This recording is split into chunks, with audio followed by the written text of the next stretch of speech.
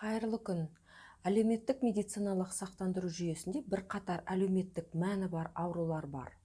Осындай аурулары бар пациенттер динамикалық бақылауға алынады және сақтандырылу мәртебесіне қарамастан тегін медициналық көмектің кепілдік берілген көлем шеңберінде тексерулерден өтеді және дәрі-дәрмектермен қамтамасыз етіледі.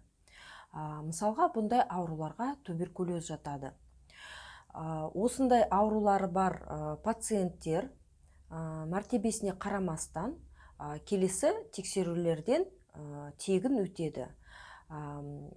Учаскелік дәрігердің қарауынан жылына бір рет, дәрігер-фтизиатрдың қарауынан 6 айда бір рет және кеуде қуысының рентгенографиясын өтуден 6 айда бір рет өте алады.